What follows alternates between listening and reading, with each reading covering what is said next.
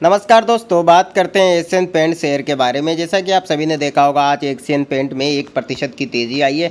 इस वीडियो में हम एशियन पेंट का ये एनालिसिस करने वाले हैं कि स्टॉक अगले कुछ महीनों में कहां तक के लेवल दिखा सकता है। साथ ही बात करेंगे कि यहां पर इंट्राडे शॉर्ट टर्म और लॉन्ग टर्म के हिसाब से क्या करना चाहिए। साथ ही किस लेवल के आसपास शेयर के अंदर यहां पर बाइंग करनी चाहिए, तमाम जानकारी आपको देंगे। लेकिन उससे पहले सब्सक्राइब नहीं किया तो सब्सक्राइब कर ले। देखिए, सबसे इंपॉर्टेंट चीज़ है यहाँ पर, सबसे इंपॉर्टेंट लेवल मैं आपको बता देता हूँ। स्टॉक जो है बिल्कुल पूरी तरीके से यहाँ पर कंसोलिडेट कर रहा है।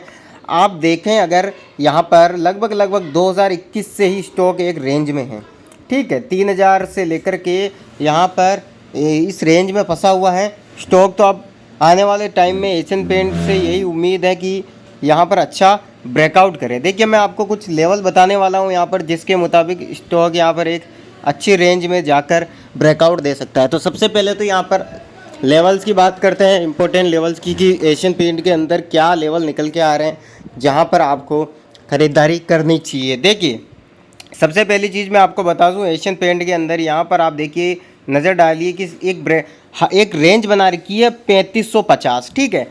3550 का अगर ब्रेकआउट ये स्टॉक करता है और ऊपर सस्टेन करता है आने वाले वक्त में, तो ही इस स्टॉक के अंदर एक बहुत ही अच्छी बाइंग देखने को मिलेगी, लॉन्ग टर्म के हिसाब से, शॉर्ट टर्म के हिसाब से। फिलहाल तो आप जो है इस स्टॉक से थोड़ी दूरी रखिए, क्योंकि हाँ, अगर आपको लॉन्ग टर्म जाना है तो बाई ऑन डिप के साथ आप थोड़ी सी क्वांटिटी ऐड कर सकते हैं। इसके अलावा अगर आप देखें कि सबसे इम्पोर्टेंट सपोर्ट कहाँ है, तो बिल्कुल नज़दीक आ चुका है ये एशियन पेंट। 3000 का यहाँ पर सबसे इम्पोर्टेंट सपोर्ट है इस स्टॉक का, जो कि अब यहाँ पर बिल्कुल टूटने की कगार पे आ चुका है। अगर 3000 का सपोर्ट एशियन पेंट तोड़ देता है, रिस्पेक्ट नहीं करता है इस लेवल की, तो डेफिनेटली यहाँ पर जो है अच्छी खासी गिरावट देखने को मिल सकती है। तो जो मैं यहाँ पर एक रेड लाइन आपको दिख रही होगी, ये बहुत इंपॉर्टेंट सपोर्ट है एशियन पेंट के अंदर। अगर ये टूट जाता है तो फिर डेफिनेटली यहाँ पर स्टॉक में और भी गिरावट हो सकती है। हालांकि लॉन्ग टर्म के हिसाब से बाई ऑन डिप आप करते जाइए, अच्छा स्टॉक है, आपको फ्यूचर में अच्छा प्रॉफिट दे सकता है। लेकिन याद रखिए, अगर आपको शॉर्ट टर्म के लिए जाना है तो अभी इसमें एंट्री मत लीजिए, क्योंकि मार्केट यहाँ पर ऑल टाइम हाई की तरफ है। तो ऐसे में मार्केट जब ऑल टाइम हाई पे है, तो अगर आप इसमें एंट्री लेंगे तो स्टॉक भी यहाँ पर गिर सकता है। हालांकि यहाँ पर 3000 का लेवल अगर ब्रेक करता है तो यहाँ पर या मान के चलिए कि स्टॉक 2800 के लेवल भी आपको दिखा सकता है, ठीक है। तो पिछले 3 साल से कंसोलिडेट भी कर रहा है। तो यहाँ पर आपको क्या करना है, देखिए, अच्छी कंपनी है, पेंट सेक्टर में बहुत ही मजबूत इसका बिजनेस है और काफ़ी अच्छा परसेंटेज इसने बना के दिए, कैपिटल को कई गुना करके दिए। और अगर आप नीचे के लेवल पे लेके बैठे हैं तो फिर तो कोई दिक्कत बिल्कुल होनी नहीं चाहिए। तो सबसे पहले आपको क्या देखना चाहिए, आपको देखना चाहिए कि यहाँ पर स्टॉक जो है, अगर आप शॉर्ट टर्म के लिए लेना चाहें तो मार्केट को स्टेबल होने दीजिए। ऑल टाइम हाई पे मार्केट है, जब भी 3500 के आसपास ये स्टॉक आए और अच्छी क्लोजिंग दे तो ही आप एंट्री लीजिए। अदरवाइज़ लॉन्ग टर्म के हिसाब से अभी आप एंट्री ले सकते हैं, लेकिन बिल्कुल बाई ऑन डिप के साथ जाइए, थोड़ी थोड़ी मामूली क्वांटिटी लीजिए, 4 से 5 टुकड़ों में शेयर को खरीदीजिए। बाकी शेयर बहुत अच्छा है, यहाँ पर लॉन्ग टर्म में बहुत ज़बरदस्त मुनाफा शेयर हमेशा से देता आया है, तो कोई दिक्कत होनी नहीं चाहिए। क्रॉस ओवर को अगर मैं देखूँ और क्रॉस ओवर की बात करूँ, तो यहाँ पर आप देख सकते हैं MACD का क्रॉस ओवर, जिस हिसाब से स्टॉक में एक रैली आने की, यहाँ पर देखिए क्रॉस ओवर तो दिखा रहा है कि रैली आ सकती है, यहाँ से एक अपमूव आता है, और यहाँ से अगर अपमूव आया तो समझ लीजिए कम से कम 3400 तक जा सकता है। लेकिन बात वही है ना कि मार्केट यहाँ पर ऑल टाइम हाई की तरफ है, पेंट सेक्टर यहाँ पर लगातार कंसोलिडेट कर रहा है। और ऐसे में पेंट सेक्टर अक्सर आपने देखा होगा दीपावली के आसपास जो है अच्छी इनकी सेलिंग होती है और शेयर में काफ़ी उतार चढ़ाव देखने को मिलते हैं और तेज़ी आती है। मेरी सजेशन यही है कि इस स्टॉक में अभी आप जो है, अगर आपका व्यू शॉर्ट टर्म का है तो आपको अभी रुकना चाहिए, आपको यहाँ पर इसमें एंट्री नहीं लेनी चाहिए, क्योंकि यहाँ से अगर स्टॉक गिरना शुरू हुआ तो 3000 का लेवल बिल्कुल नज़दीक है। वो लेवल टूटा तो स्टॉक यहाँ पर आपको अच्छी खासी गिरावट देखने को मिल सकती है। कंसोलिडेट भी कर रहा है, तो कम से कम यहाँ पर इंतज़ार कीजिए, मार्केट में क्रिएशन आने दीजिए। ऑल टाइम हाई की तरफ मार्केट है, ऐसे में मार्केट जब नीचे आएगा तभी आप इस स्टॉक के अंदर जो है एंट्री बनाएं। दूसरी चीज़ मैं आपको बता दूं कि एशियन पेंट की सबसे खासियत यह है कि एक ये वन वे रैली करने वाला स्टॉक है, यानी कि जब भी स्टॉक, ये ऐसा स्टॉक है कि एक बार लीजिए और फिर भूल जाइए, लेकिन यहाँ पर फिर भी अच्छा लेवल आने दीजिए। और जो नीचे के लेवल पर लेकर बैठे हुए हैं उन्हें तो कतई भी घबराने की ज़रूरत नहीं है। आने वाले समय में कंपनी बहुत अच्छा करने वाली है, कंपनी का बिजनेस बहुत ही ज़बरदस्त है। हालांकि दूसरी पेंट कंपनियां भी इसके अगेंस्ट आ चुकी है बिजनेस में और उनसे कंपटीटर हैं, कंपटीशन उनसे रहेगा, लेकिन यहाँ पर दिक्कत नहीं होनी चाहिए।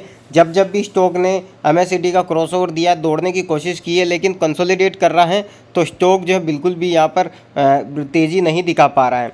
अब दूसरी चीज़ आप देखिए, स्टॉक जब भी यहाँ पर 3500 के आसपास जाता है, एक रेंज ऐसी बनी हुई है, जब भी 3500 3600 जाता है स्टॉक वहाँ से गिर जाता है। तो जब तक 3500 को तेज़ी के साथ ब्रेक नहीं करेगा तब तक इस स्टॉक के अंदर यहाँ पर एक थोड़ा रिस्क रहेगा कि यहाँ पर कंसोलिडेट कर सकता है, एक रेंज में घूम सकता है।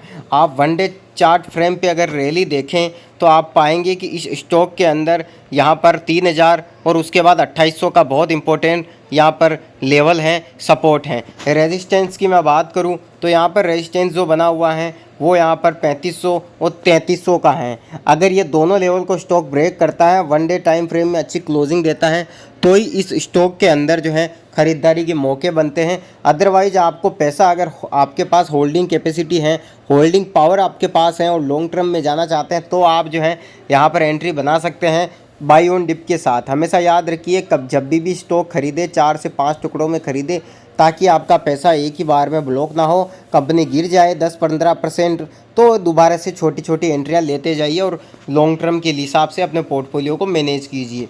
अब यहाँ पर देखिए चार्ट, देखिए आप एक रेंज में फंसा हुआ है, तो ऐसे में यहाँ पर मैं नहीं कहूँगा कि आप इस स्टॉक में अभी कूद जाइए। लॉन्ग टर्म के हिसाब से व्यू है तो आप जा सकते हैं, बाकी स्टॉक में तो कोई कमी नहीं है, अच्छा स्टॉक है। पहले मैं भी इस स्टॉक में बहुत बार स्विंग ट्रेड कर चुका हूं, लेकिन फ़िलहाल जो है मैं यहाँ रुका हुआ हूं, क्योंकि जब तक ये स्टॉक जो है ऊपरी लेवल 3500 का लेवल नहीं काट देता है तब तक मैं यहाँ पर शॉर्ट टर्म के लिए एंट्री नहीं लूँगा। शॉर्ट टर्म में एक चीज़ और भी देखिएगा कि मार्केट का व्यू क्या है। अगर मार्केट ऑल टाइम हाई बनाता है और तभी ये 3500 क्रॉस कर रहा है तो उस जगह भी हमें एंट्री नहीं लेनी है।